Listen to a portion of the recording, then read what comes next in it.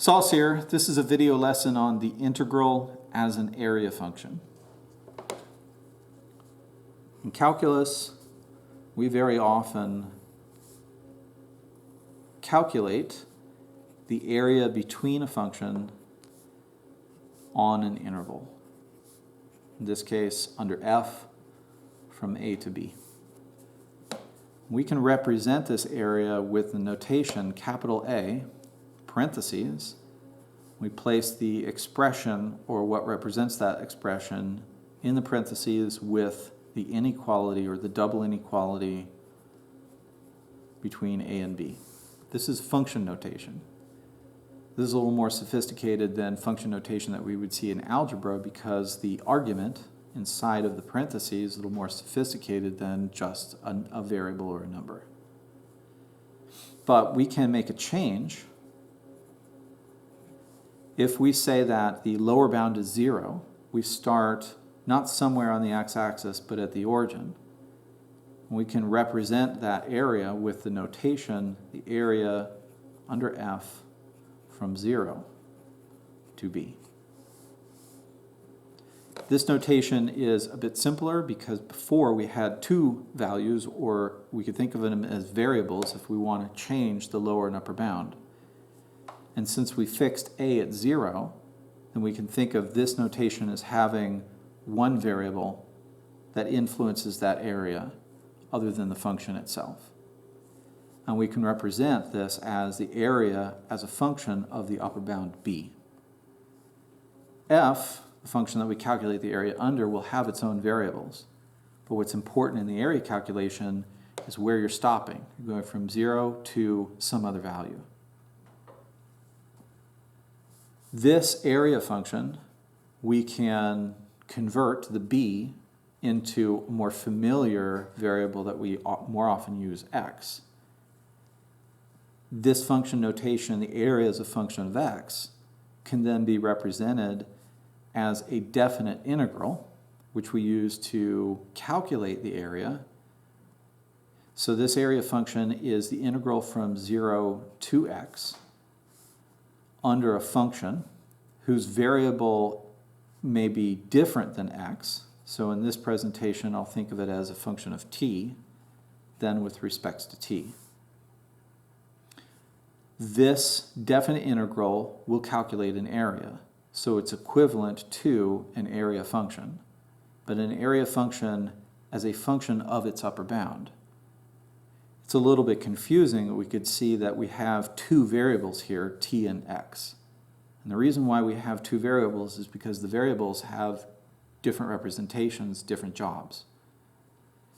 The variable t is being used to find the values of the function.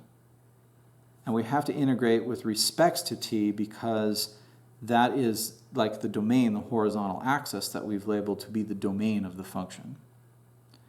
But the variable x has a different purpose. The function can remain the same, but the area is going to change where we have that endpoint, that upper bound. And we can move the upper bound and calculate a different area at different places. This area function as a definite integral as a function of its upper bound can be presented a little more simply, because if we were to have a function, the process of calculating that area would need to take the antiderivative, the integral of f, or the antiderivative of f can be represented as capital F, and then put the upper bound x into it. It's a little bit of a mystery that the t disappears. It does, and when we learn a little bit more about the fundamental theorem of calculus, then we can show the process of working an example like this and watching the t variable disappear in that process, so that's what's left is x, just the upper bound. This presentation here means that the integral is an area function and specifically uses the antiderivative of the function supplied to find the area under. Let's see an example. if we're given a function, in this case g of t, and we are asked to find the area under g from 0 to 2,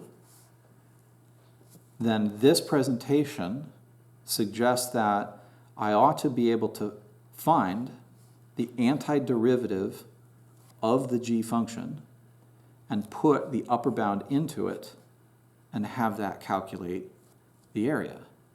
I can. It works that way. The antiderivative of g of t is the sum of the antiderivative of t and the antiderivative of 1. The antiderivative of t is t squared divided by 2. The antiderivative of 1 is just t.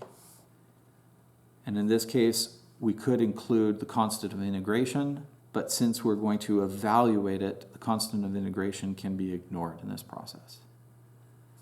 We're going to use the antiderivative and evaluate it at 2. When I do, I put 2 in for t, and I get 2 squared is 4, divided by 2 is 2, plus 2 again makes 4. The area under the g function from 0 to the upper bound 2 is 4.